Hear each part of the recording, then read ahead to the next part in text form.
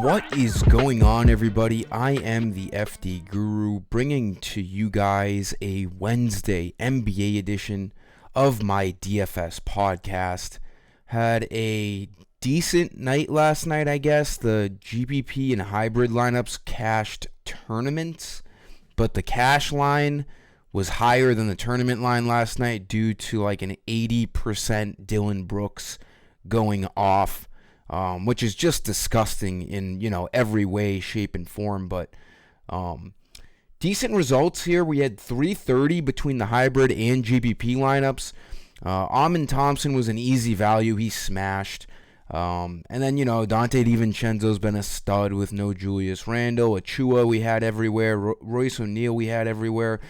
Şengün played pretty bad and then ended the game very strongly. He was a bit of a disappointment overall, though, in that matchup.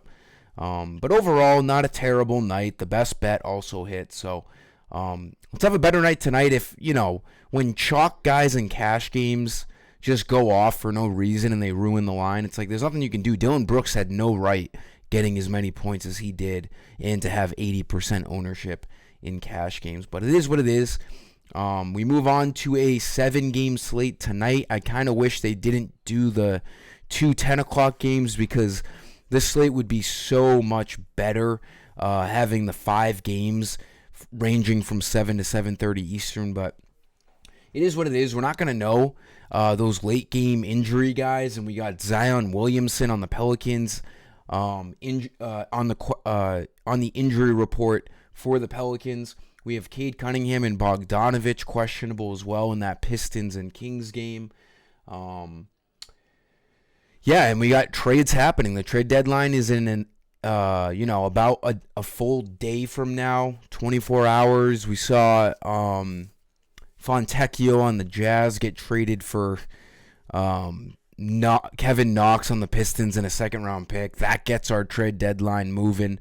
A disgusting trade like that, but expect some things to happen over the next day. We also have the PGA Waste Management Phoenix Open tomorrow, which is, always an exciting event, a pretty good field. I will have my content for that tournament up on my site on the PGA tab probably later today. Just, put my Twitter alerts on so you know when I post things. So, as usual, 5 plays on FanDuel. It looks like the best way to go about this slate as of right now is to look at the 6K to 8K range and stay kind of balanced because I don't love spending up on guys tonight. And we don't really have a choice as of right now to spend up because there's not a lot of cheap value plays that we can even look at. So we'll talk about that in this video. Give it a like, subscribe. Hopefully these plays help you with having a successful DFS night. Point guard, I like Trey Jones. He looks like the most comfortable guy around 6K. Point guard is not a good position tonight for cheaper guys. Obviously, Donovan Mitchell, if you can get up there with a prime matchup against Washington, looks good. But, again, I don't think we're going to be able to spend up on studs. Trey Jones looks good at Miami. It's not a great matchup. We could see, it's an 8-point spread, so the blowout risk is, a little bit, but nothing crazy. He's been playing good minutes for the Spurs. He ranges 28 to 34 minutes a game, and he's been about a fantasy point per night guy. He's projected for like 29 fantasy points.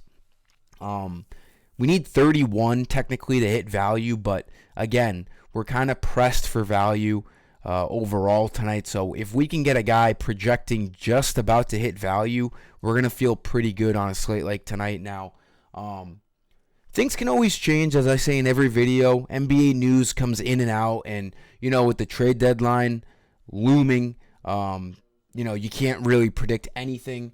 A quick injury update here. We got Cody Martin for the Hornets questionable. DeJounte Murray is questionable for the Hawks. He's a big trade component, for rumors going around, so who knows what happens there. We have Capella out again.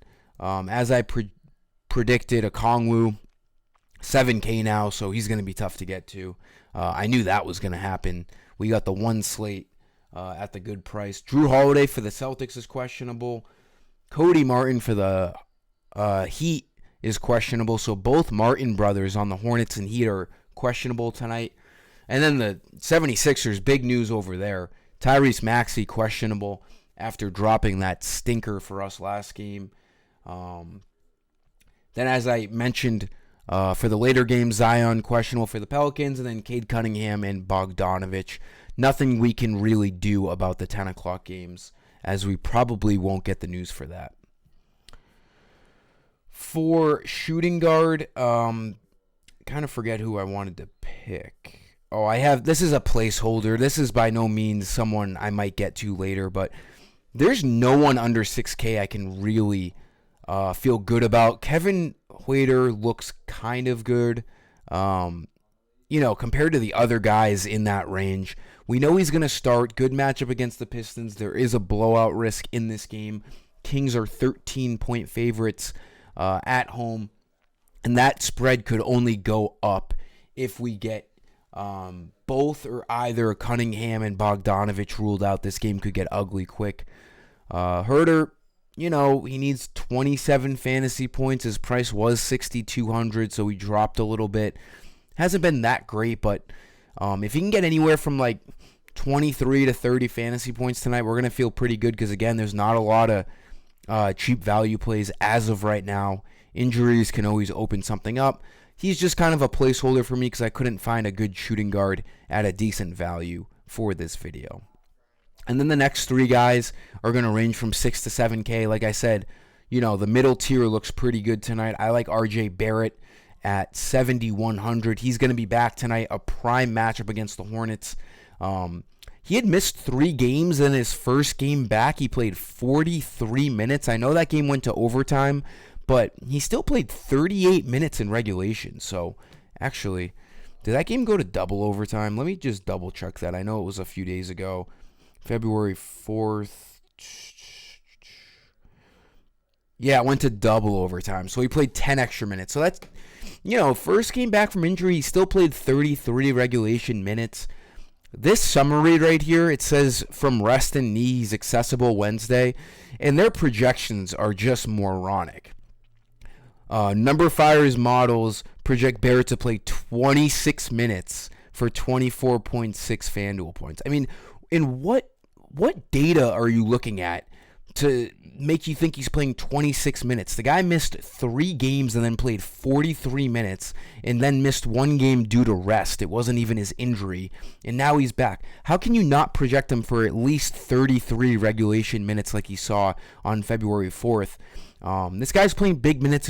He's a huge piece of this Toronto Raptors offense now, obviously with no Siakam. He just looks really good. This is borderline the best game to pick from tonight. The Raptors and Hornets should be very fast-paced, a lot of scoring. The Raptors are 7-point favorites, so the Raptors look really good here. He needs 35 fantasy points to hit value, assuming he's going to play 33-plus minutes. He's a fantasy point per minute guy. As you can see, he's just been cooking for the Raptors, so he looks really good at small forward tonight. I like him at 7,100. And then, in the same price range, let's go back to my guy, Jonathan Kuminga, 7,600. I mean, I was all over this guy. I knew he was going to have low ownership against the Nets. 33 minutes, 50 fantasy points. This guy's just been playing out of his mind. He needs 37 fantasy points to hit value. I think he's going to get there. And, even if he gets low 30s or 35 fantasy points and just misses value, it's not the worst on a slate like tonight. As I've said a million times, not a lot of great value. His upside is fantastic. He has reached 43-plus fantasy points in 5 out of his last 7 games. The guy's just been elite for the Warriors. We see Klay Thompson starting to fizzle out. He didn't finish the last game for the Warriors. If you saw highlights, he was like the only guy kind of pouting around at the end of that game when the Warriors won. So, I don't know if Klay's washed up in general or his time with the Warriors is coming to an end, but it looks like Kuminga has fully taken on this number 2 role as the offensive scorer for this Warriors team behind Steph Curry. So, I like Kuminga, can play small forward and power forward. He is becoming one of my favorite players in the NBA. And then for center, 6.1K. Jakob Poeltl looks like one of the best value plays on this slate. Center only, which is tough, but center isn't a great position tonight, so it's not that big of a deal. Needs 30 fantasy points to hit value. Unbelievable matchup against the Hornets. I like pairing him with RJ Barrett. Any sort of a game stack, you're going to be in a pretty good spot here tonight. Poeltl should destroy the Hornets tonight.